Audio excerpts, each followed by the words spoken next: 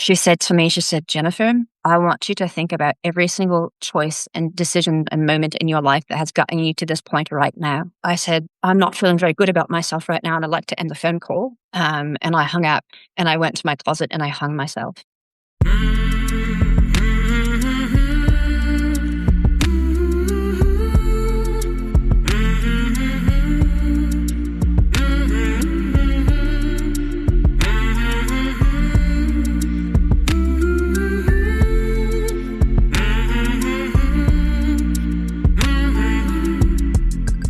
Hey there, my name is Sean, and this is Suicide Noted. On this podcast, I talk with suicide attempt survivors and ideators so that we can hear their stories. Every year around the world, millions of people try to take their own lives, and we almost never talk about it. We certainly don't talk about it enough. And when we do talk about it, when we engage with people in pain, we're not very good at it. So one of my goals with this podcast and some other projects related to this podcast is to have more conversations and hopefully better conversations with survivors, in large part to help more people in more places hopefully feel a little less shitty and a little less alone. Now, if you are an attempt survivor or ideator and you'd like to talk, please reach out. It's real simple. I'd love to talk with you. I really would. hello@suicidenoted.com. And if you are in the position to support this podcast, we could certainly use some help. You might have noticed we recently changed fiscal sponsors, so you might see two different links. The new link should start with donorbox.com/a bunch of other stuff. If there is any confusion about that, just reach out to me and I'll make sure you get the correct link. And I appreciate the help. And if that's not something you want to do or you can do, and your main thing is listening to this podcast once in a while, or maybe you're a weekly listener, I really appreciate that very, very much. Finally, we are talking about suicide here on this podcast, as we've been doing since 2020. I realize it is not a good fit for everyone, so please take that into account before you listen or as you listen. But I do hope you listen, because there is so much to learn. Today, I am talking with Jennifer. Jennifer lives in California, and she is a suicide attempt survivor. Jennifer, you're from New Zealand originally? Yes, so I was actually born in Connecticut because my mum is a Yankee. So we moved back to New Zealand when I was 3. My dad is the Kiwi side. I grew up there and then came back to the States to go to uni. And I've been in California for maybe almost 15 years now, so it's home. Now, I want to ask you something, or actually share with the audience, if I may. It's very common that people reach out to me and they're curious or simply state that they want to be on the podcast, which is what you did. You wrote a couple things that I've never received before. May I read them aloud? Oh, yes. Okay. Tell me about your first kiss or the best meal you've ever had or a kismet moment, which is funny because you just asked 3 questions, even though you thought you just got 1 free question. No pressure, mate, showing her roots in New Zealand a little bit. I'm just here to be a human being with another human being and share it with other human beings. So, which is great because that's why I do the podcast. And I want to thank you for talking with me. Thank you. Yeah, thank you for hosting me. This is nothing like I would ever do. I'm such a private person, and I don't know why I wanted to do this. I'm still not quite sure. I want to push back a little bit and ask you why you want to do this. I have no idea. I don't buy it. I've actually been, listening, because sometimes I take breaks like one needs, right? And I had been listening more recently because I knew it's coming up. And the ones that always resonate with me are the mothers, right? Because I'm a mother and it's my entire world. It's the only thing I ever knew I really wanted to do in my whole life. I liked the idea of leaving something for my daughter should things not work out so well, and I'm not a note writer, so that's not going to happen. So just as some type of explanation should it not go my way. Right. So when I started the podcast, I named the podcast, I never thought of it as, I was playing with words, right? It's like a double entendre. But then I realized this does serve as a sort of longer extended audio note for some people, a place to find the words and hear things and maybe get explanations sometimes. Yeah. And for me, I don't have ideation and I don't have intent. I have severe OCD. Yeah. So, and PTSD. But in the past, when I've been stuck in that thought loop, is when I will attempt, even though that's not what I want. I had never even thought about suicide or anything before my first attempt. And I didn't know I had OCD then. So it was a bit of a shocker. How long ago was it? First attempt? 3 or 4 years ago. Okay. So up until that point, we don't have to talk that much. Like there's Yeah, just no, not like that like there's just not that much to it. I mean, I want to hear a bullet version of your life. You already gave it. You were born in Connecticut. Your mom was partnered with or married to a Kiwi. You moved to New Zealand. You eventually went to university. I like that you say that because we wouldn't say it that way. We would probably say college, I Americans. know that's funny. I went to a college though. And so I'm curious about that just as a sort of so little context, because with the picture I think you're going to be painting is up until 3 or 4 years ago, things were pretty decent. Yeah, like I did not I had a mix of a beautiful childhood in the sense that I grew up horseback riding and skiing, and I was sent to a private Catholic school. I was taught by nuns. It was kind of like an international school because we traveled a lot and we went on holiday, or we would come to Connecticut to see my mom's family, work, for my mom too. So go That ahead. sounds like Yes. a rather wealthy life. I didn't know it at the time Sure. because you don't know any different, right? But now, but also it's like we're in late stage capitalism at the decline of an empire. So back Oh, then, different podcast, but an awesome conversation. but at the same time, like my parents like worked really hard and Mhm. worked a lot. I didn't really have a relationship with them outside of maybe holiday or my mom taking me to like horse riding competitions, which I hated. I loved Mhm. riding. I was taught to perform at a very young age. Uh-huh. And as soon as I got to leave, I was like, yes, I can finally start my life. Why did you Yeah. choose the United States to go to college? I actually didn't want to go to uni. Oh, I was visiting family in Australia, like 6 days before I was supposed to attend, and I did not want to go. I my where mother were had to you? drag me. Where did you end up going? I went to Emerson College in Boston. Oh, I know. Actually know somebody who teaches there. I hated school. I hated school from the very beginning. I didn't even like I loved, uni, like, friends and social life, and I loved living in Boston. I Mhm. just did not like all of the classes. I didn't want to be there. And that school is a very focused school. People desperately want to be there to study whatever, right? Film or whatever. I did not care. I didn't want to Right. be there, but I didn't have a choice. So, If I mean, I finished and everything. you did it, you finished. What did you want to be doing? Do you know? I wanted to travel, do a proper, we call it an OE, overseas experience. Yeah, so I was in Brisbane seeing some family there, and I was due to go to Fiji, but there was actually a military coup at the time, so they closed Ah, the island, so I kind yeah, of don't missed go. the opportunity. I didn't know what I wanted to do, but I knew I couldn't wait to be done with school, and I That's hated being signed up for 4 more years, but my mother's a very powerful woman, and don't she doesn't you right. don't say no to You her. don't say no to Jennifer's mother. You don't go to Fiji during a military coup. Things we're learning. Yeah. And I know at some point you meet somebody and have a child with them.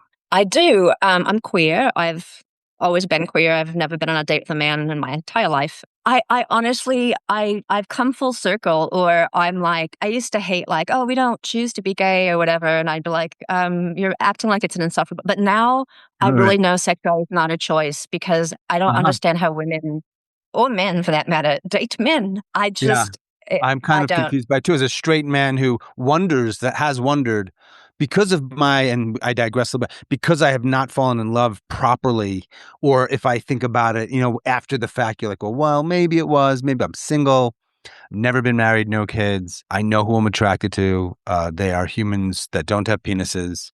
Which women are just sorry dudes, and women are gonna get mad at this too, but women are better.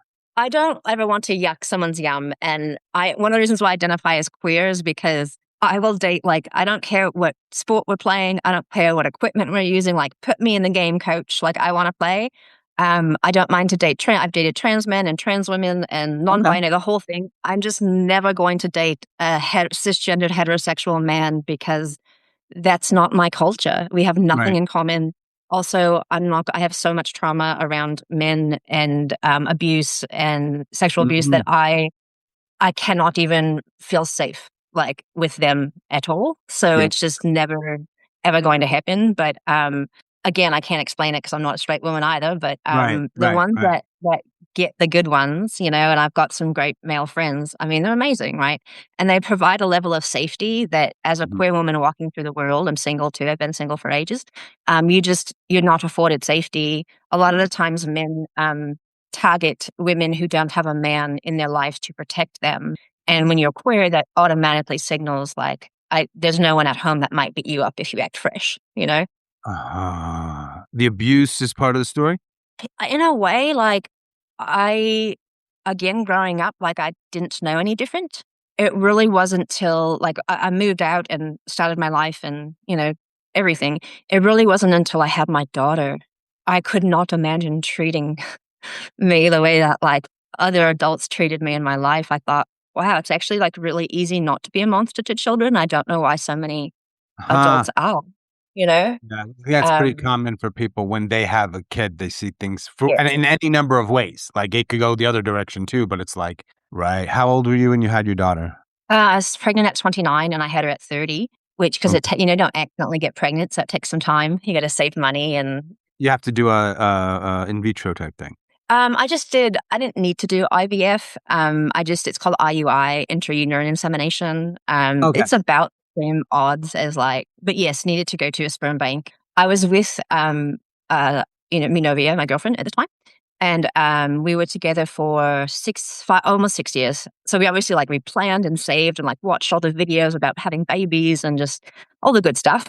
Went and picked a donor. What do you like? What do they say? Like tall or? No, so Or you have lots of options. yeah. But what was important to me, which really narrowed my options, was I wanted to choose a willing to be known donor. So Okay. it's a donor who agrees that when the child turns 18, should the child want, they can go and they'll release the contact information. Right. And then they will have one type of communication. So it could be an email, a phone call, a visit, whatever. It's one agreed, conversation. And then anything beyond that is up to obviously the child and the donor. And I just think people want to know where they come from. It really has nothing to do with me and everything about my daughter. And I just wanted that option available to her. And, should she never ask, that's fine. I know you're now under 48 years old. How old are you? Oh, 44. So she's not at the point yet where she's made that decision, presumably. No, she hasn't. And I've actually talked to her about like the sibling donor registry too. She's keen to any of that, and she just has no interest whatsoever because she just, I don't know, just doesn't. And maybe she never will, and that's fine. Maybe she will, and she'll have the option. So I just also think like more loving adults in your life is not a negative thing. So that was a big thing for me. And then my partner wanted to choose someone who was Mexican because she is born and raised in Mexico, and that was really important to her. Now we're getting kind of narrow. You know what I mean? So wait, like hang on. You know that I'm in Mexico, right? I do, Yeah. yeah. So wait, so now you're saying you needed to choose somebody that was willing to be identified 18 years on and Mexican. There was probably like 3 choices. There weren't many, mate, in the one place I went to, and then they had things like, I think there was like 5 that fit that. They had things like, do you want to see baby pictures or adult pictures? And I vetoed a lot. So I said, no, I don't want to see that. And I don't care. And I don't want to know. And my partner was like, I really want. And I was like, sorry, no. Right. Okay. And this is when you had already moved to California. What part? San Francisco. Okay. And is that where you are now? No, I live in a really rural California. I was in San Francisco for 6 years. My daughter was born there. Okay. And then I moved back to Boston for 1 year. And then I was like, wait, I hate the cold. What am I doing? And then I moved to West Hollywood and lived there for 3 years. And then moved to rural California in 2018. It was not until you got to rural California that you even thought about the possibility of ending your life. Yes, absolutely. Yeah. Like never want, I mean, not never. I'm sure people think about all kinds of things, but to personally take yourself out was not on the table. No, never. Like, they truly did not understand suicide at all. Like, I understood it conceptually, but, Sure. In an intellectual exercise way, but did not ever experience not one thought. When you would hear about somebody killing themselves, what were the words that would describe how you would respond to that when you learned of that? And I don't know if there's anyone close to you, but maybe more in general. So, like, literally no concept of it as a child or even really like teenager outside of like hearing about celebrities. And then I think I was just like, well, that's drugs, eh? There's this really famous book turned into a movie called Once Were Warriors. Gosh, I'm not going to say what happens, but that's a part of it. And it was not drugs. It was inescapable life circumstance. I thought, how sad, tragic. Yeah. So here's what I know. In 2018, you moved to rural California, where you are now, a land of the wildfire. You're single at the time, I think. Yes. You have a daughter who was 6, 7 years old or something like that. When we moved here, yes. 6 when we moved here, yes. And I also know, and this could be coincidence, but I'm going by the sort of world timelines, that within about 2 years of you moving there, we hit COVID, which impacts everybody in different ways. And I'm guessing is a little bit part of this story. I kind of liked COVID, not like people dying, of course, that's awful, but I'll never have a like inverted commas normal nervous system. So everyday life is really hard for me, but I'm the person everyone calls when they're in crisis. I'm great in crisis. I do well in that because that's just my natural state. So I love the isolation. I mean, I'm already isolated because of where I live, but I love just not having to interact with society. I felt like I was thriving, like during that time. Isn't that interesting? I'm not sure if COVID doesn't happen, I'm not sure I even start this podcast. It's one of those things that it feels like so long ago, but it also feels like a fever dream. Like, did that even really happen? I'm good at like survivalist type things, love to camp and hike and all that. So despite growing up how I grew up, I've been very poor as an adult at times too. And so I remember I was thinking like, wow, some of you have never been poor before if you're freaking out over not having something. Like, yeah, well, it's going to hit you differently if you're used to certain luxuries, aren't you? Isn't it? And I'm just very much like a minimalist in general. I haven't owned a TV in decades, like since the early aughts. I hate stuff. It stresses me out. I'd honestly be thrilled to like sleep in a hammock my whole life and, walk the earth. Now, for some reason, I want our audience, to have a bit of a visual. Jennifer's in her kitchen. She's standing, I think. But behind her is a dog that looks very peacefully at rest. She's amazing. Yeah, she's like my 24/7 therapy support dog. I just love to death. What's her name? Ava. You used the word precipitating event. I'm going to let you take over. I know that OCD, I think, is involved. Did you use another acronym that defined something around mental health conditions that I missed? Oh, I have comorbid PTSD too. Let's go back. And before we do that, and then I'm going to shut up and let you share what happened leading up to it. How many attempts do you have? 2. So I guess to start, so my partner and I got pregnant, right? And yay, shortly after I got pregnant, she decided I don't actually want to do this. She started drinking again after being sober for years, moved out when I was 6 months pregnant. So it has always only just been my daughter and I, even though that wasn't the plan. She has no involvement, provides no support, haven't seen her, spoken to her since over a decade, right? A lot of people act like it's this huge trauma, but I honestly don't know any different. I mean, it is utterly exhausting, right? When you're the only person physically when they're younger. And then now that she's older emotionally, but my kid is the best in the entire world. Like, I used to say I wanted 6, but I stopped at perfection because I hit it right the first time. I mean, you got it. So all of that figuring out who to choose, you nailed it. Yeah, I mean, and you were part of that because you're raising her. So like we're giving you a lot of credit there too. I can't claim much, honest, because she's so good at so many things I'm not. She's a amazingly talented artist and singer. She's so endlessly kind and compassionate. You don't think that you have a role? You probably don't have much of a role in her singing unless you're getting her amazing lessons. You don't think you have a role in her being kind and compassionate? Are you fucking kidding me?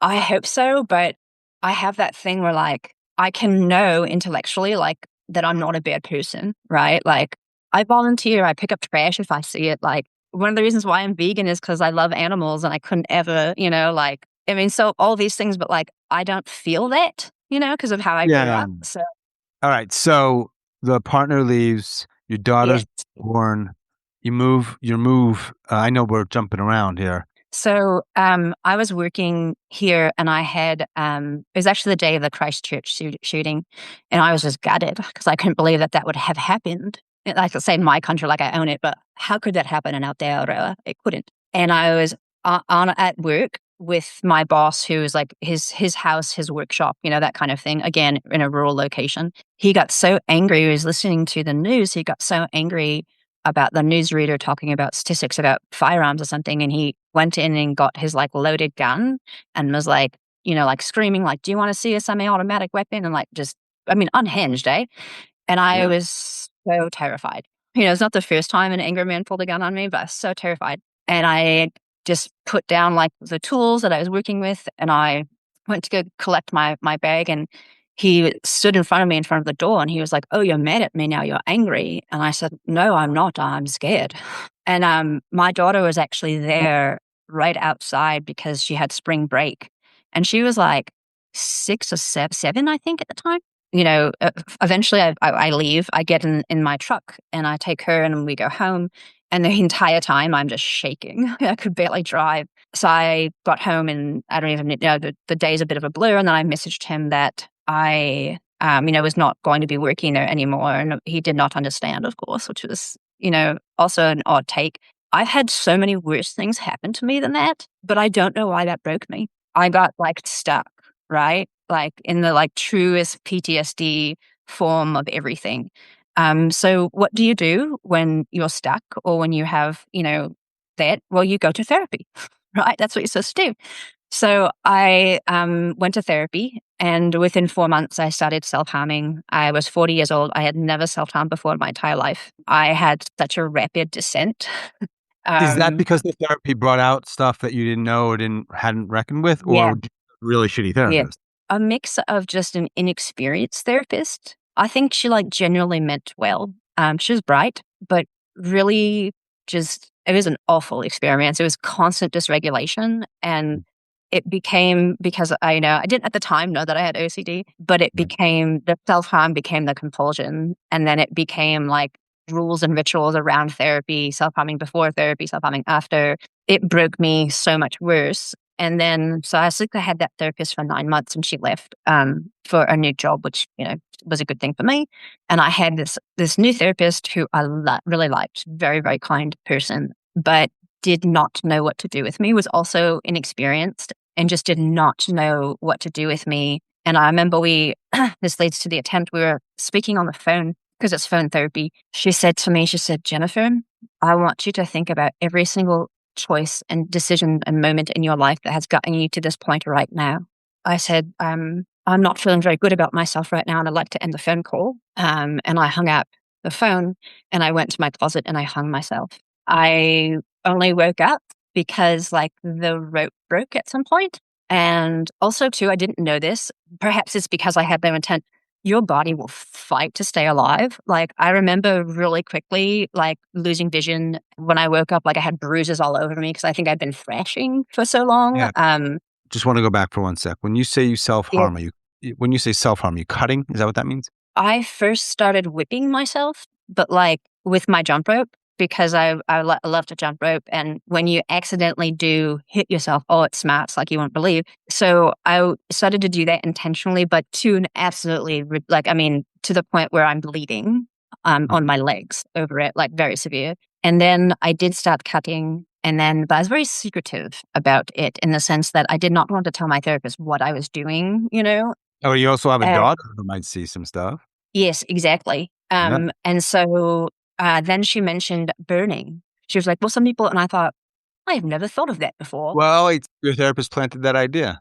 I mean, Okay. I understand the like intellectually, like, Yeah, yeah, yeah. I get it, but no, yes, I start. That is the most. That's that is the biggest one for me. I have burned so severely, like that Huh. they like have to refer me to a burn clinic, and then they're like, "We need you to get a skin graft." I'm like, "No, I'm okay." So you have some scars. Oh, I have massive scars, massive, all over. Can you hide them, or you don't bother, or you can't? The burn scars on my leg, I don't worry on hiding them anymore. I don't Mhm. think people notice. Oh, I remember one time I went into the market, and my legs were whipped up like you wouldn't believe. And this man turned to me, and he was like, "Oh, what happened to you?" And I said, "I got caught not minding my own business, but I learned my lesson. Have you learned yours?" I just decided at that moment, like, I don't need to make any excuses for my body. You know what I mean? Like, because I Yeah. do try to hide it and cover it in places that no one will see, but it does spill out when you run out of real estate, right? So, I have a question on that, and then I want to get back to that phone call / hanging. You're only speaking for yourself, and you're not a doctor.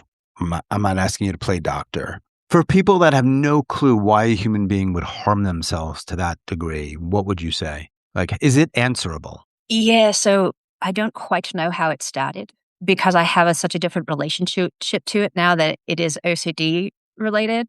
So I'm also a lifelong endurance athlete, like ultramarathoner, like all of that. So for me, pain, I feel like I don't experience pain. So that's part of it. I have a very high pain threshold or tolerance. And also I'm already in a state of dissociation when that happens. That's probably the key, and I'm so dysregulated. I'm stuck in that loop, right? The OCD loop. And I'm so dysregulated that, pain is nothing. The first time I did the burning to that level of severity, like I had black charred flesh skin. It was really, really bad. There's two things that come to mind. I've learned some stuff from people on the podcast, but I don't read about this or research this. Just intuitively, I would think people harm themselves, one, because it's a relief of some kind, and or they are punishing themselves in some way. I know you're saying you have a very high pain threshold, which means you probably have to do things harder and deeper to feel it because of that high threshold. But the original question, I'm not sure you answered, which was why? Not why you started doing it. Why do you do it, or why did you do it if you know? The closest I've gotten right now. So I have a lot of the OCD subtypes because OCD will hook into whatever it can. So one of them is like completing the pattern or not just right. Oh, a lot of it too is I need to perform, right? And that's an immediate regulator so that I can perform. I don't have time to sit around and like think or feel my emotions or journal or whatever. I've got so much stuff to do. And if I do this, immediately I'm in performance mode. Discovering that, like, this great trick or tip, right, is I hate that I kept doing it. And my first therapist was like, I felt like she made a big deal out of it. And I didn't think it was that big of a deal. She was right, both because there's severity and how it escalates. And after I hung myself, I was like, what the heck? What happened? Like, how does this happen? Reading and learning a lot. And, a lot of it too is just that state of heightened arousal, hyperarousal with the OCD thought loop. I have like command-oriented OCD too. So that was part of it, was like, I got a thought in my head that was like, you need to hang yourself in the closet. And before I can even think like, I'm not going to do that, I'm doing it. Well, and you did. Yes. When you were talking about that, you're on a phone call with a therapist at the time, and she asks a question specifically, which is the choices and the decisions you made that got you to where you are in this moment, which I'm going to use the word trigger very loosely, but clearly. Now, we don't know. Maybe she could have asked another question and you would have still hung yourself. Maybe that was what was going to happen that day, but it doesn't sound like it. It sounds like that question did something. And I'm not a psychiatrist or a counselor or anything, but like, have you thought, I'm sure you've thought about this, like, because it also sounds like that once it was planted in your head, it was a done deal. So what is it about that question that you think may have led to that command? All of this is your fault. That's what you heard.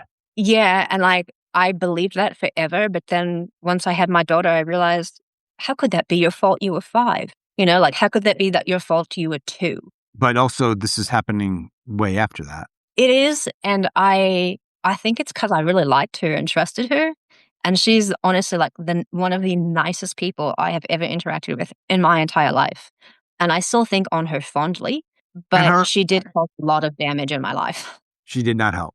Yeah, no, it was very damaging, but I can't dislike her though. She's just such a nice person. You're nicer than I am. I dislike her and I don't know her. You know what's interesting is that if somebody asked me that question, I wouldn't know how to answer it, number one. I think it's a strange question. I do. Only because it's like, I'm 40 years old or whatever age you happen to be. Like, what? How granular am I getting with this answer if you were to answer it? I mean, every day you're making 1,000 decisions. It's just, I don't know. And I don't know what precipitated what was happening in the conversation before she asked that. I'm not here to talk about your relationship with your therapist, but nonetheless, she asks that question. You decide to end the phone call. I want to try to, and if this is all weird or hard, or then you just don't have to answer it. All right. So I'm not trying to be too graphic, but I want to understand as best I can people who try to kill themselves. Like, that's really a big part of what this is, because I think other people who are going through it helps them in some way sometimes, right? Yes. Yeah. Or I've been told it does. So what does it feel like when you hang up the phone? Let me actually ask you a different question, and I want to ask that question. if you can recall, how much time goes by before between hanging up the phone and there being a rope around your neck? Minutes. Minutes. Okay.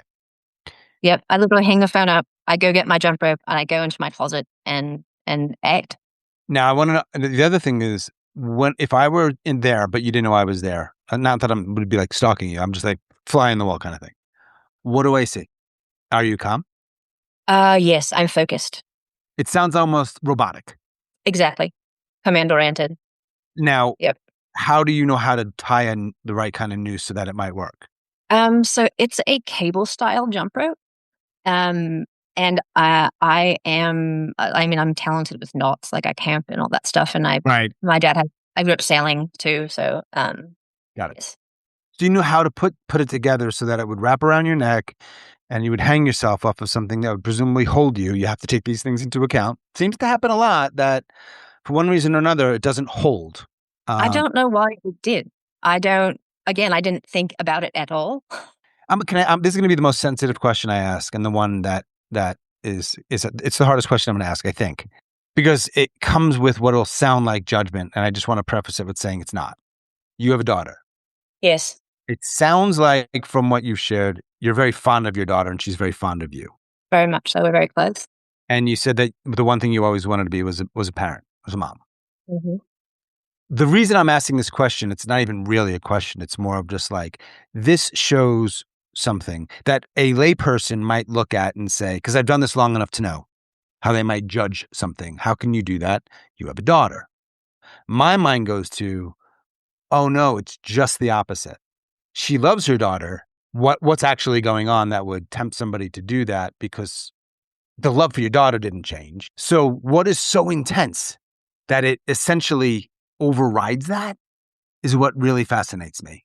Me too. I wish I could solve that mechanism, because it obviously happened a second time, and Right. I would live every single moment of my life in absolute excruciating pain if it meant I could show up for my daughter, right? So that's what I It's hate how I feel like I have no control over it. huh.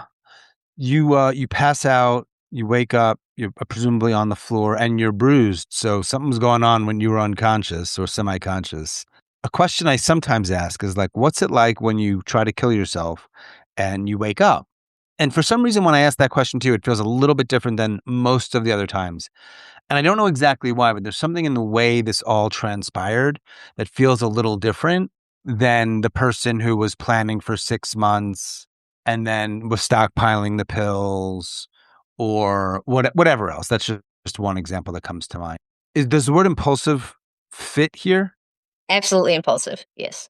But can I push back and be like, it was, the action was impulsive, but like, There's the building. I agree with you. The action is absolutely impulsive, but the building underneath all of that has been going on since probably the day I was born, right? Right.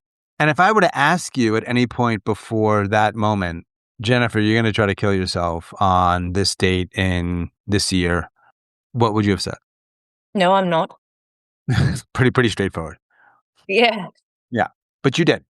Like, how does that day go? You know, like, because you're there so you go, okay, so I'm going to take it off my neck now. You don't try again.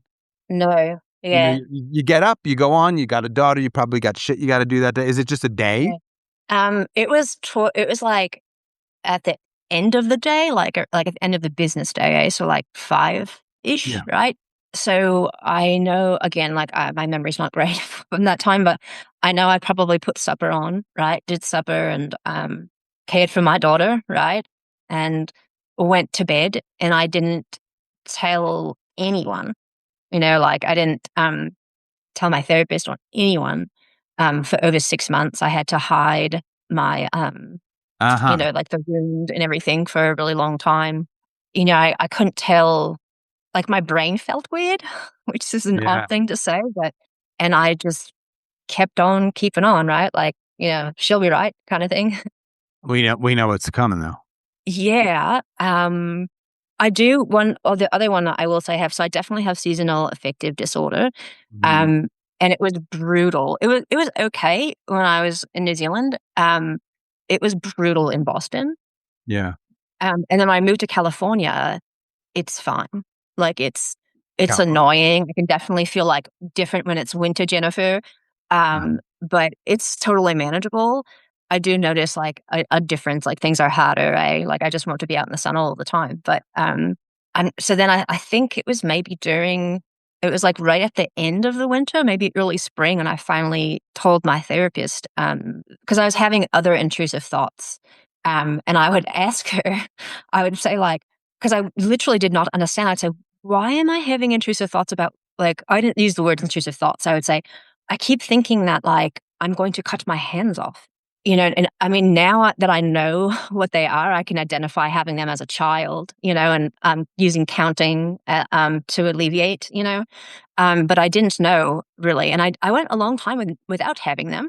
And, my therapist had no idea. She would be like, you're not going to do that, are you? And then I'd be like, I don't know, am I? And it's just, it is, again, she did not know I had OCD, I didn't either. It was just feeding the loop. And the same thing, like that's all. I've had 4 therapists over the last like 4 years, and Yeah. none of them. The last one, I was like, I think I might have OCD. And she asked a few questions, and she was like, I don't think so. But then second time inpatient, they were like, darling, you have such severe OCD, Yeah. And then I was like, oh, and I learned a lot about it, and I'm like, okay, a lot makes sense now. Yeah. I'm still frustrated with coping with it, but it really, Right.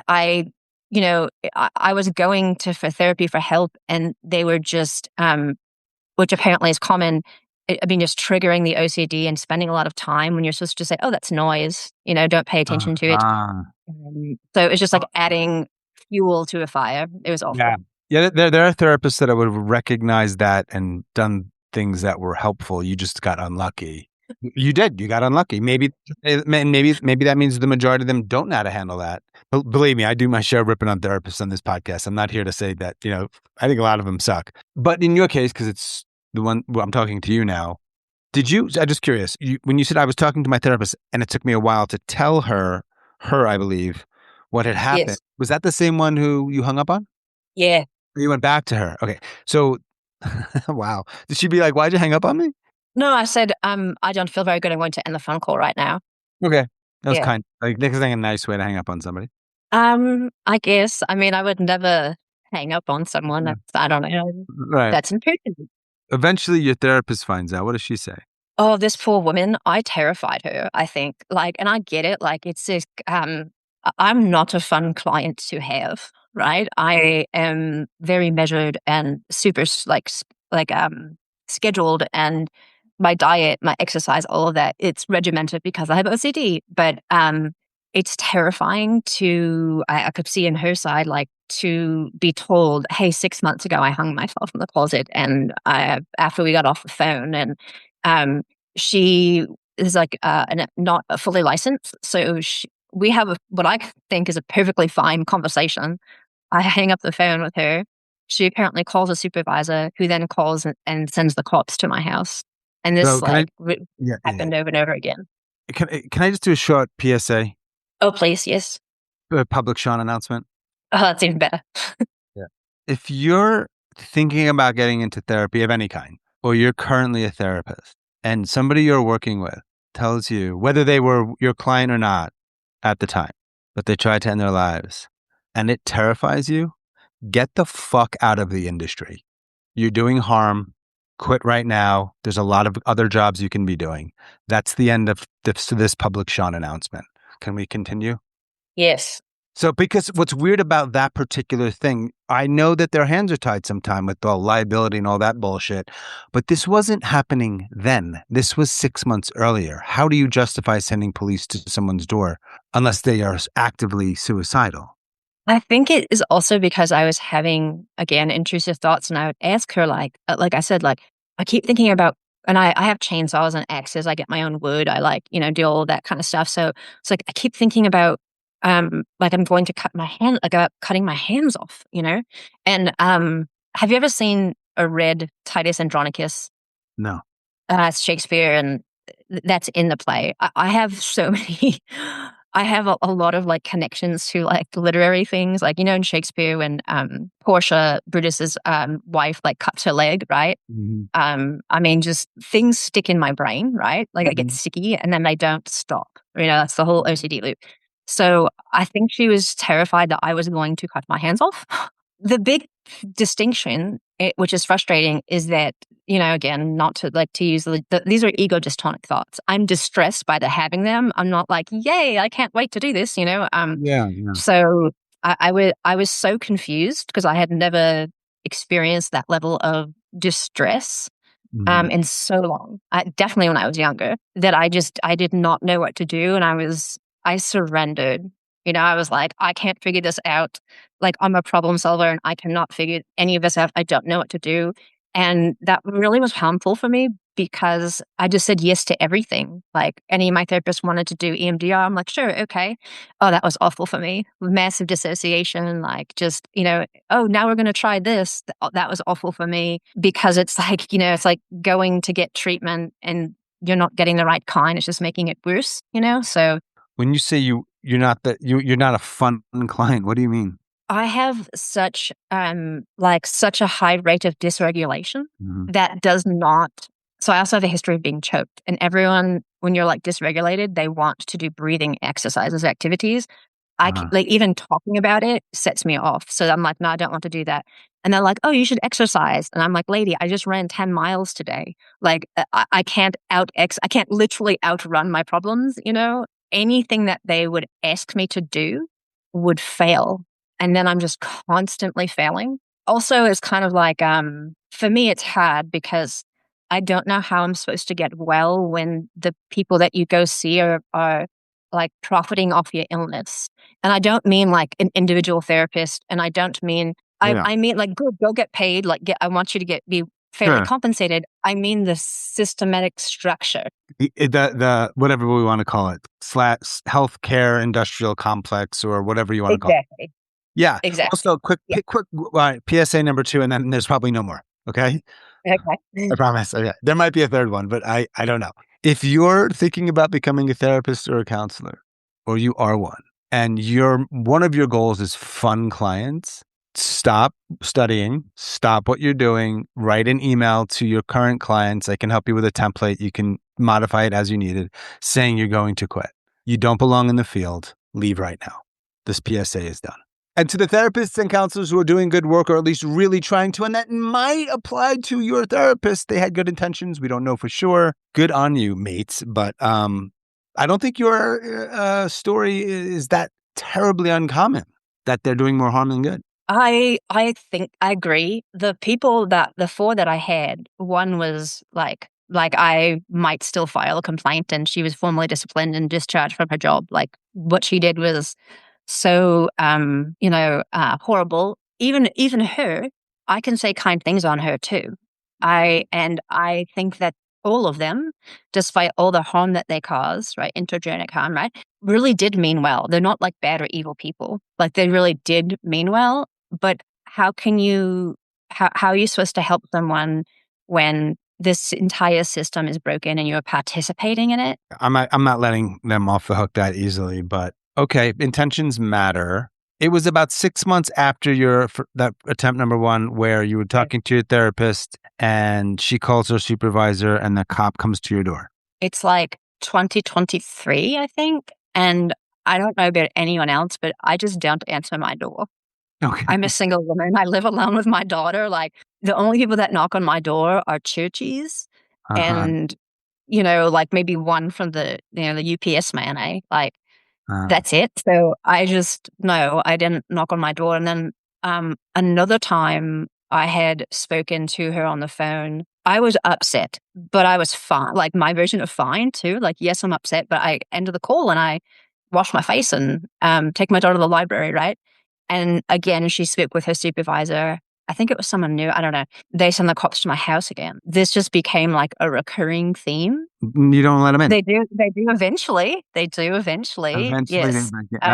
Yes, I know. And like, haul me off, which was awful. Like, one of my big triggers being like men with guns, Yeah. And so then I went inpatient. And again, so the nurse's inpatient heaps nice. I honestly, it's not a fun place to be. I don't want to go again. I've been twice. It's not helpful. I'm vegan. I can't eat anything. So I literally starved for 3 days. I'm extremely challenging to treat medically because I have a really low resting heart rate. And I have extremely sensitive to medications. Like I broke out in a rash with one. I developed akathisia with it, which is awful.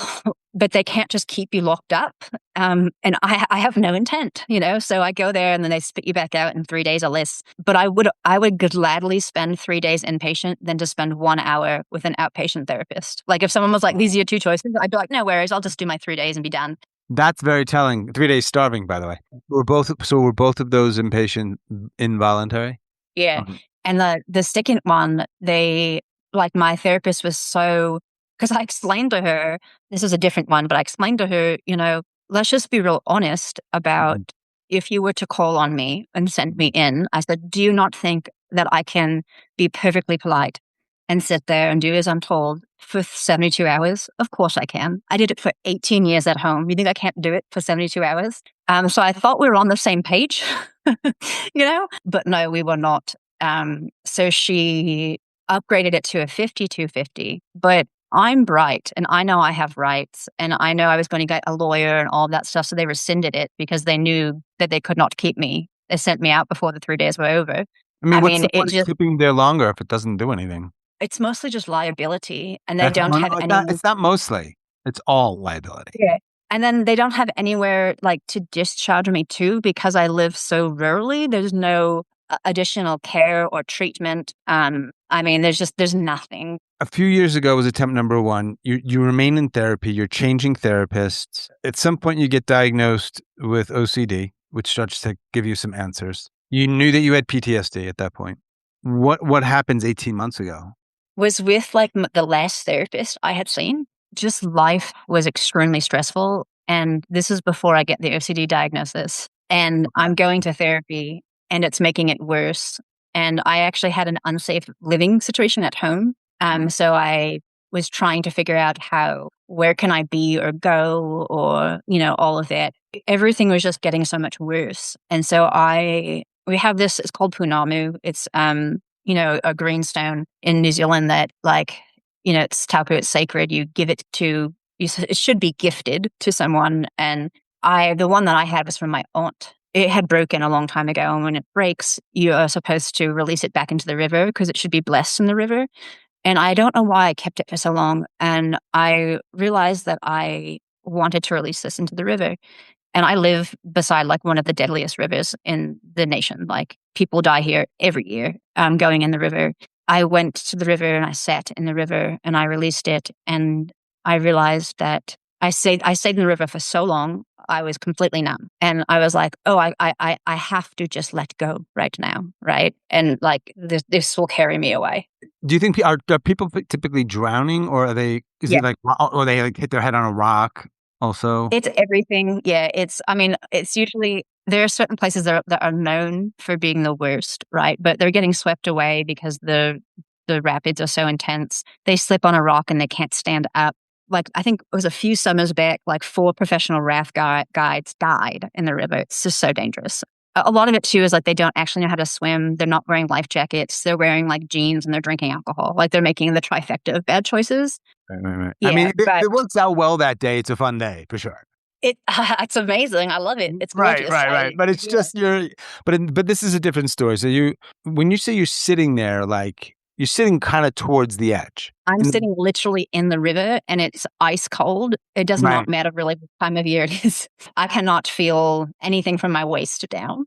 And that was not my intention. I just went to go release this Pounamu. And again, my brain is like, you should sit down in the river. And I do. And then it's you should stay here till you can't feel your legs. And I do. And then it's you should just scoot your butt off this rock. At that point, even if you wanted to try to live, it might be too late. Absolutely. And I actually, a few summers ago, I actually saved someone from the river. And my daughter was so cross with me because, again, I was not thinking, people are running to the shore and they're like, this man's in the river, but they're not doing anything. And I'm like, oh my God. So I just throw off my jandals, dive in with my clothes on, swim down, get to him. And then at that point, some folks had walked down the riverbed. And so I got to like push him towards a rock and push him up on the rock, and they pulled him up and got him out. So, and I come back, I'm soaking wet. I'm at the park, walk back. I have to walk back upriver. My daughter is there, and she was so cross with me because she's like, "Can you not do that?" Like, why cross? Well, because I mean, she knows how deadly the river is. And like, why would you jump in the river? Like, like, don't do that. Yeah. I was just sitting there wanting to scooch my butt off that rock, and my brain is telling me to do it. I think I had my phone was kind of handy. I could still like reach over and grab my phone. And so I reached over to grab my phone, was like Googling like mad, like, why am I trying to kill myself? You know what I mean? And Google has no idea. But it was enough for me to get out of the command loop and to be in the like, why am I doing this? I don't know how or why that happened. And then it took me a while to literally pull myself out of the river. And it took me like a while to be able to like stand, to be able to walk back home. I mean, you could have chosen to not die, but still died. Exactly.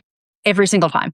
So I will have intrusive thoughts that are deeply disturbing. Like a friend shared with me that her father completed suicide with a firearm. I will have intrusive thoughts about firearms in regards to that. But I have no fear that I've never owned one. I will never touch one. It's so like, it's terrifying to me. So it's distressing, but it's not going to happen. Mm-hmm. The same is not true with other intrusive thoughts I have in regards to self-harm or like hanging or anything. It's like, my brain is like, well, are you going to do that? Like the checking over and over again. And then that just increases the distress. Mm-hmm. And I can't out logic my way, of OCD. It's just too strong, and like I had after the akathisia, I had an issue where I could no longer eat solid food. Like the OCD hooked into that for some reason. And I could not even like put like one pearl of couscous in my mouth to try to taste if it was done when I'm cooking for my daughter. I would go 3 days without eating, and then I'd try to eat something small, and then I'd go 6 days without eating. And I just lost so much weight. I lost all my muscle. I'm still not anywhere near back where I should be. Yeah, it just hooks. It'll find, and I try to get cute with it. I said, "Oh, that's all right. I'll just make my own veg broth, and I'll boil up all the good stuff, and give me something to do, and all the vitamins and minerals. I'll still be getting that." And so I did that for a while, and then I just realized I had all these rules about that now, and like I have to completely surrender and be like, "You win, OCD. Like I will never beat you. Like I don't know how." Like, so after the river situation, you still don't know you have OCD then? No. So you went to a hospital and they diagnosed you with OCD? I got my second therapist called on me to send me inpatient. So you told your therapist about what happened in the river? Nope. So how did she know that you were in imminent danger? She was forever asking me about suicide, mate. And then you were just like honest one day. Yeah. It's the same reason why like I can't call, like they would be like, "Oh, call the suicide hotline," or call 988. I have such severe OCD that's like, have you thought about harming yourself? And you're like, well, I am now. Like, right. Like, Oh, okay. It's introducing the thought, and she's like, well, what would you do then? How would you, like, do you have a plan? And I'm like, no. And they're like, well, I was like, well, I probably would hang myself like last time. I don't know. With your kind of OCD, having the open, honest conversation can actually be problematic. It definitely can, because I get stuck in that thought loop. And it's interesting because like I find the podcast, first of all, it was so helpful because it actually linked me to another podcast is about OCD. And cool. I didn't have the type of OCD that this person had, but it was the first time I was like, oh my God, that's so clearly what I have. I'm quite cross that it was missed, for so long. It's so easy just to give the screener, just give the OCD screener. Like they want to give all of the screeners for anxiety and depression, which again are really triggering for me, but then they didn't want to give that one. I think honestly, and again, it could be paranoid about this, but it's because they did not have a therapist at all in anywhere near that could treat me. That just makes me think, if you want to have a conversation with somebody in pain, get as clear as you can on how you want that conversation to be and let that person guide it if they can. The standard at one point was don't talk about it. Then it became, now it's just like, just talk about it. Let's train you and reduce your fear in asking if somebody's suicidal. It's okay. But we have another twist to it. It's like, yes, and give them agency in how that conversation might look or feel, because what is helpful for one person is not for another. But this is the art of conversation and awareness and being truly open about things that a lot of people either lack or don't care to learn. I mean, the biggest thing I think is just attunement. Yeah. And it's hard to be attuned when you're worried about your liability. But if you're my friend, I'm not worried about liability. Exactly. And there's such a power dynamic that is never really discussed. There are groups and worm lines that don't practice this bullshit. Not many, though. Yeah, the other one too is when I'm in a state of severe distress, I cannot handle hearing or speaking to a man's voice. If I were to call and it's some guy, I'm like, I need to talk to a woman, and they're like, no, we don't do that here. Like, you can hang up and try to call again. I'm really careful not to like be unkind or unfair about therapists or one line, or especially the volunteers, right? And everyone has a unique experience. It's been so harmful for me that I kind of want to know, like, is it me? Like, or, well, you know, like that was part of it, right. you know? You're the common denominator, but I have this asshole question, and I'm going to ask you. You're so fucking kind. And all I was thinking was, like, how's that working out for you with these people? Because it doesn't seem to be fucking working, Jennifer. Your kindness is, by and large, a lovely quality that people, including you, have. But unfortunately, I think it hurts people in certain scenarios. That is unfair, but you're playing in a different game with this stuff, right? I know. I have like, I call it like 2 modes. So like, this is me, right? It's Kiwi Jennifer. This is me, California Jennifer. But I do, because I did go to uni in Boston and I lived there for 7 years. I worked after. I can go East Coast Jennifer too. I haven't met her yet. Oh, she I do not like to let her come out because, you know, I end up saying things that I wish I could put back in my mouth. Why do I want to hear her? Like, okay, so one time I went in and I was getting an intake for something. My therapist, whatever, wanted me to do. I forget exactly the story, but I had such a strong dislike to the person I was interacting with. She kind of hit all my buttons. And when I walked out of there, I said something like, and my daughter was actually with me, like we had met up, and she was like, oh, Mom, how'd that go? And I said, this is going to show my ugly, so I'll just go ahead and wear it. I can't believe they want me to see someone with a University of Phoenix degree and a lukewarm IQ. Ripping on them because of the degree is a little bit of a blow. It's super pretentious. I hate it. But because, you know, there's probably University of Phoenix graduates who are very good at what they do. But the point was, what was the second part? Because I like that. The lukewarm what? Lukewarm IQ. A lukewarm IQ. That's gold. Well, also East Coast Jennifer came out in the market when that guy asked you about your Oh, smart. Yes. That's another example. Yes. Yeah. So you push Jennifer enough. You're sharp-tongued about it too. You're good at. You're smart. And it's uncomfortable because that's like, there's no recovering after that. Like, no, I'm a one and done kind of person. Yep. Bridge burned. Done. I will give endlessly, but once that comes to the end, then that's it. Like, you're dead to me, you know? Damn. The time limit of everything doesn't matter. I know a few years ago was attempt 1. A year and a half ago was the river attempt 2. Near attempt, we could call it, or an attempt. What do you think? I mean, that's the thing that's hard for me, because like, when you don't have intent. Need a new word. Perhaps, yeah. But had any of those succeeded, they would say she completed suicide. For sure. Yeah, that's what would be in the report. During the exact timeline doesn't matter, but throughout this time, you get some visits from cops. You have several different therapists. You get diagnosed with OCD. You don't try again. So then when I was discharged, I instantly stopped going to therapy because that's a wrap. I come home and I'm having massive side effects from the medication because I'm so sensitive. So then I just, no therapy, no medication. Things got better for a long while, actually. As soon as I stopped therapy, it took me a little bit, but I completely stopped self-harming. I used to do it multiple times a day, every day. I stopped going to Wow. therapy. I completely stopped self-harming. I mean, you just remove the bad thing that's happening and your life automatically gets better, you know? You're able to deduce at a minimum there's correlation, if not causation, that by stopping this particular therapy, you stop cutting, self-harming.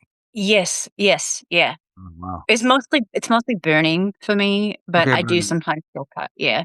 Okay. You know, as you say some of these words, I'm thinking about a memoir title, right? You are aware of that. Yeah, go ahead. Give me No, your best no, 'cause no, I no, no. I haven't. don't. I don't have. I'm not there yet. If I were, it would be blurting out of my mouth with excitement. But so at some point, so it gets better, and this is interesting. Is you're looking for something around suicide on a podcast or on Google or some platform. Why? When I first listened, it was right after my first attempt when I first started Googling. Yeah. Yeah, I had no one to talk to on it, and I started obsessively listening. Like, it Wow. was the only thing I listened to. It must be my voice. No, you have a pleasant voice. I like it very much. I'm just kidding. You probably was. I'm assuming you just were connected to the people sharing their stories. One of my favorite, Stoics is Marcus Aurelius, right? And he says, like, the paraphrase of it from one of his meditations quote is like, the fabric of your life is dyed by the color of your thoughts, right? Yeah. Mm. And I'm thinking, like, maybe this isn't so good to be putting this into your brain all the time, Jennifer. You know what I mean? Like, maybe this is your new obsession. Maybe it's not Uh-huh. actually, Oh, which I so didn't know maybe. that at the time. So But maybe are you so you're saying that maybe the podcast wasn't helping? yes. Yeah, I know, and I'm sure that's real for people. That's an interesting space to be in. Yeah, yeah, And then I thought, is this really helpful for me, or is this just right. and again, because I was just binging all the episodes, so I stopped listening to it for a while. And also too, like, some of them are so heartbreaking, like, and then also some of them are so it was impossible for me to relate. So it took me some time to find. I can't relate to any of the men ones, unfortunately. Yeah, I don't listen to them anymore. Then I took a break from it, and then it was around when I was having intrusive thoughts again, where I started listening again to it.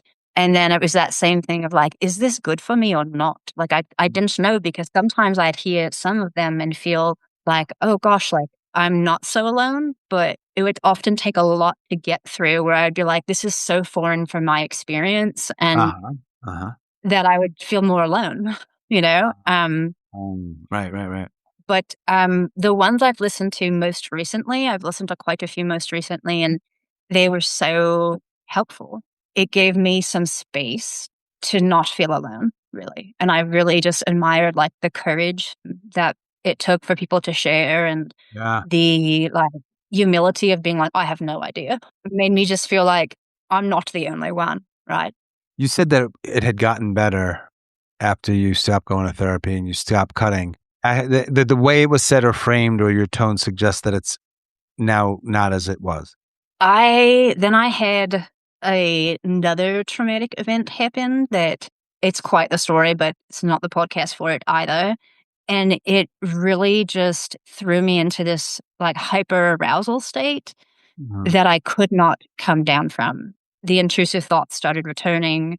I went to but I definitely was not going to therapy again. Like, I learned my lesson about asking for help, you know? Um, so I definitely wasn't going to therapy again. And I definitely, I tried to find a doctor, but I couldn't because of where I live and all that. So I went to a primary care doctor. She was newer to me. The one I had previously was so amazing. I miss her dearly.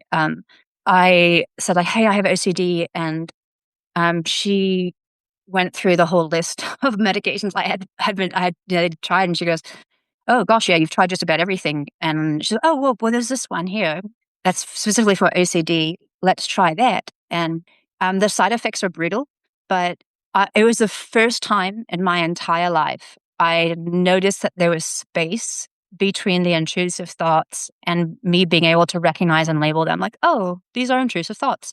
Wow. It was the first time like, one day I was running late and I didn't make my bed. I thought about it the entire time I was gone from the house. It ruled my brain, but I was able to not do it. And I came home and my daughter commented, she was like, "Mom, that is the first time I've ever seen your bed not made," because I'm up early and out before she's up.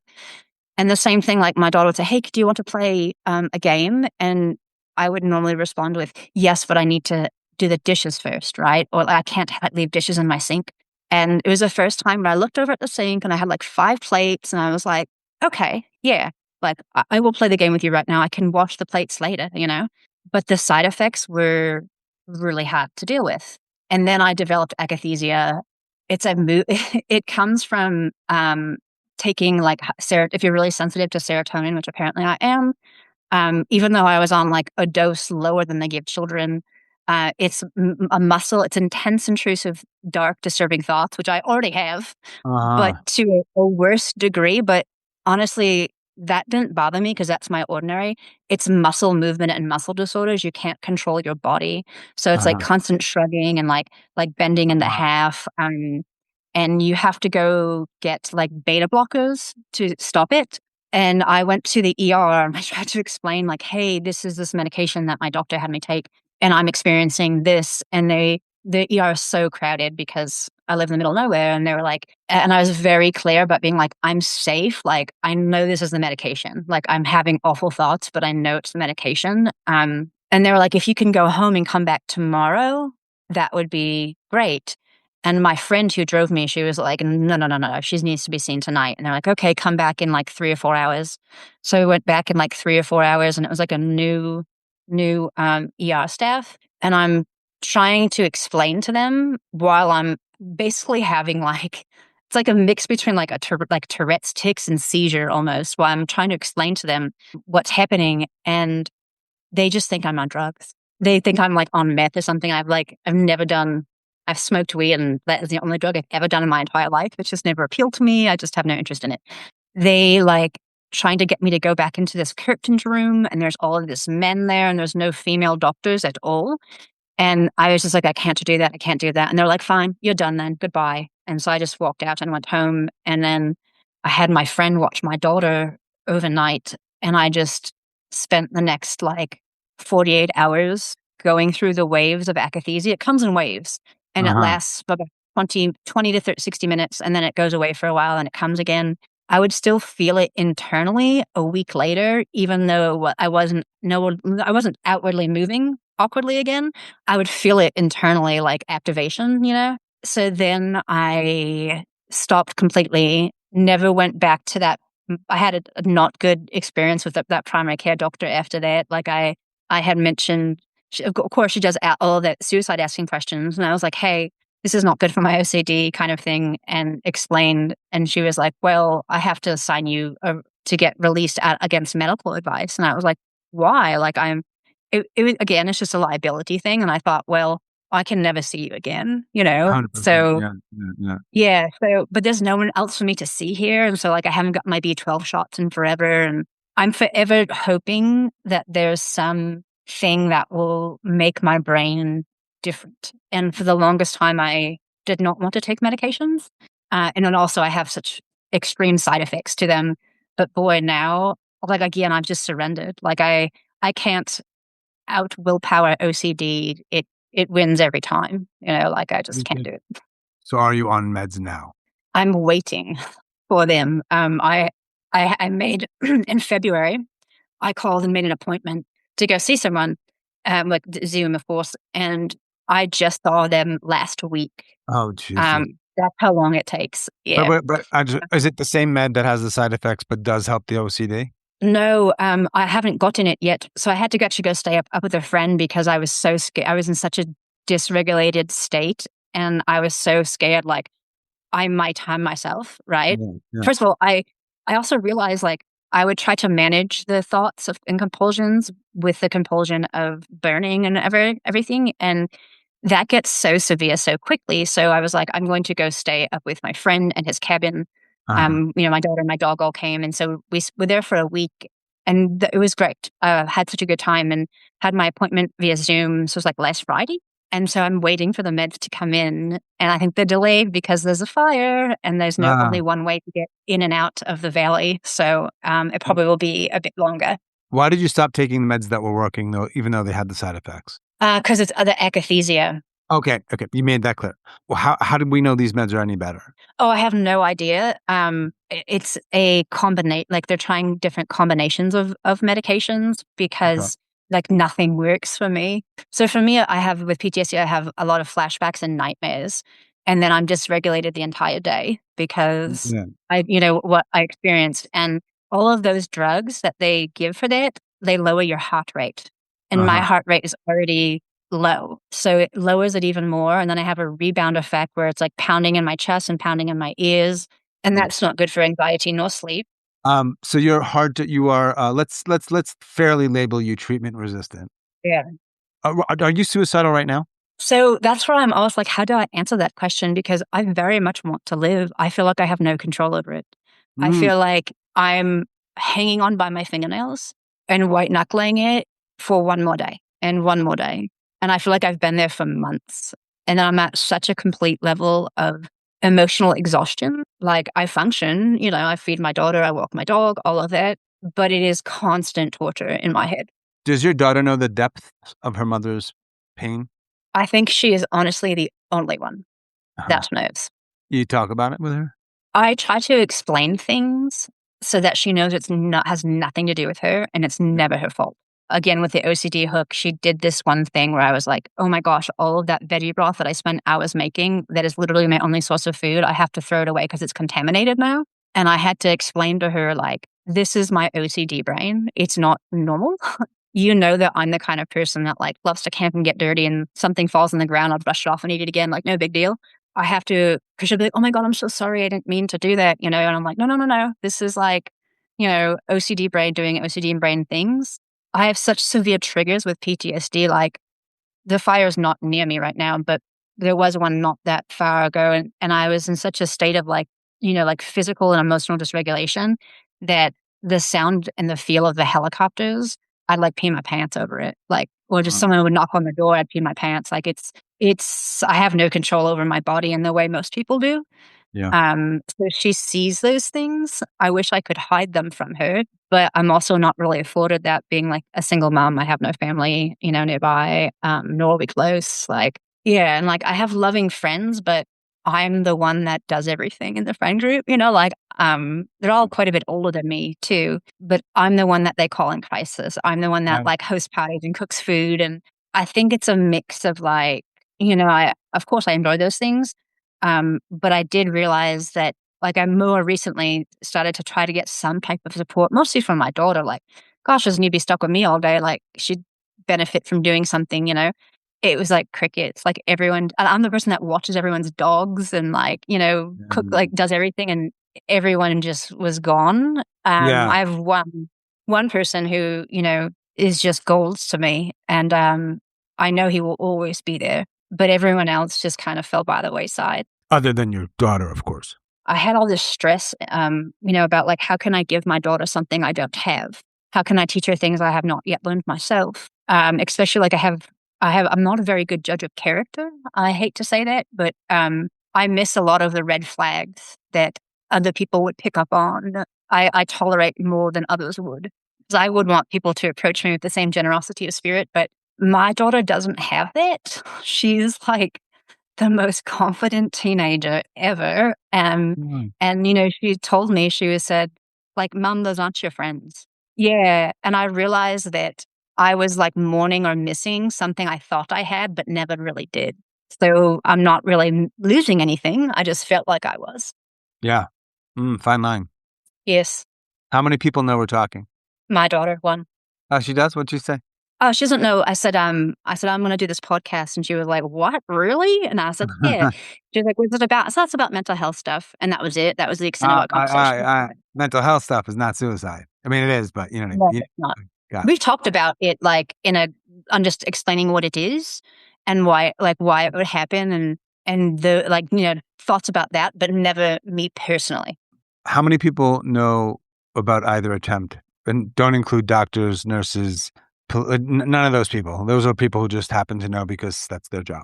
Probably like 4 or so. How many people do you have to have open and honest conversations with about this? Probably no one. Yeah. That kind of sucks. Well, we're having that conversation right now, which is Yeah, but I'm probably I'm not going so to be able. grateful for. But I'm gonna have a better day because we had this conversation, so hey, I hope you will. yeah, it'll help my day too. But I'm not in your life every day. No, no. Yeah, and trust me, you want it that way. Trust me. Well, I'm not a peach either, mate. Yeah. Yeah. Do you ever wish that either of those attempts had worked? I want to say no, but part of me thinks yes, which I kind of can't explain. I mean, if you say you're white knuckling it every day, it kind of does make sense. Myths and misconceptions, any big ones stand out to you? We've talked about some of them because they come up, but anything that we didn't talk about that you want to dispel or call bullshit on? I think therapists should be really aware of how much harm they can actually cause, even when they don't mean it. I think that this is not often on the forefront. Even when they don't mean it. PSA number 3. I said Yeah. there might be a 3. If you're a therapist or a counselor in training or currently active and practicing and you mean harm, you're a criminal. Go to the local police station and turn yourself in. That's the end of that PSA. That's the final one of this episode. Fair? Yes. Jennifer did not ask me to do the PSA. She may not agree with them. It's just a moment in which I have to say something very clearly to people that mostly already get it, because I have a very, my audience is my audience, and they're like not listening if they disagree with everything I say. They're like, well, I don't want to listen to this schmuck. Pink and Purple Pill. You probably know what it does, but for our audience who might be new, it's a fictional pill that if I give Jennifer and she chooses to ingest, will allow her to go to sleep peacefully with no pain. She's not waking up. And nobody knows it's a suicide. Mid-May 2026. What do you do with it? I could not take that pill because I would live in fear of using it. And I don't want to do that. So it's like, it's not a safe thing for me to have, the same way I have to lock things up or not use my chainsaw on one day, or I can't trust my brain that I wouldn't take it even though I don't want it. Right. I mean, when you're talking about your brain and the commands that, I'm grateful for you that you figured it out, because at some point, one of those commands would have killed you. Yeah, I don't feel like I figured it out yet, right? Well, you know that you're aware that you have OCD. You're aware that there are commands. Yeah. You may not always know when they're happening, that it's happening. Absolutely. And for me, it's like the interaction of the OCD and the PTSD triggers, I get stuck in that thought loop. And so now I have a hard time getting out. But at least I know I'm stuck in the thought loop. It doesn't control whether or not I will harm myself or will attempt, but at least I know it. And now we come to the biggest question, the memoir title. Oh, yes. Gosh, yes, please. You thought it was going to be something so profound, and no. And it is not something I'm offering. It's a collaborative effort here today with you, Jennifer. Have you ever thought about writing a memoir? No, because your life's just your life. But whenever I tell people some stories, they're like, oh my gosh, I can't believe that happened. You've got to write a book or something. No, I'm a private person. The fact I'm doing this is quite a leap. Indeed. Yeah. Your life's just your life ain't bad, by the way. You said some things that are memoir title worthy material, things like Share the Ugly or Hooked. This thing about the OCD hooking you, or hooking in, or hooked in. Yeah. And on. These are all words that could potentially make the final cut, but I'm not there. Yeah, I don't know yet either. I'd also love, so in New Zealand, then, we've got 3 national languages: English, New Zealand Sign Language, and Te Reo Maori. I would love for it to actually be in Te Reo, because there's concepts that don't translate well. Wow, this is 100% maybe the best memoir title ever. Just say it in that language and tell me how to say the word suicide in that language, please. Oh, I don't know. I don't know. I'm not fluent. I've been trying to learn more. It's hard when you're not there. And my family did not promote that at all. But I'm trying with my daughter, and I like using it when there's words that don't exist in the other one, Right. 100%. So what we know is it would be in that language. Say the name of the language again? Te Reo Maori. Anything else you want to share before we get back to our days? You are probably in late morning there. Around noon here. No, just thank you so much for hosting me. And this has been a nice break from my brain. That's another good memoir title possibility right there. A nice break from my brain. Yeah. They're out there, Jennifer. They're floating around. We just got to hook into one of them and boom, and then commit. What's the rest of your day like? I think you have a long day ahead of you. I know there's fires. What else are you going to be dealing with? Well, my daughter just finished school. I homeschool her, and we just finished on Monday turning everything in. So today is our first real true day off. So probably going to, I know I'm going to help a neighbor. I'm going to go pick up hay for a horse. So we're going to do that later. And I'm looking forward to spending time with the horse. It's always relaxing. And then I'll probably play some games with my daughter and hike the dog and make supper and keep on keeping on, eh? Not the worst day. No, it's not, which is what also is why it's so horrifically painful when you actually have a lovely life and you're not able to enjoy it. Because you know it and you're living it and you can see it, but your brain's just getting in your fucking way all the time. And like, when you're spending time with someone and they're so irritable or like a dip downer and you're just like, man, like I just don't, this suck my energy. I don't want to be around that person. That's like my brain, but I can't take it off. Like I can't tell it to shut up. I can't get any space from it. So it's just like living with an annoying roommate all the bloody time. Well, I hope the day is nice. It will be better. Yes, it will. It has to be, right?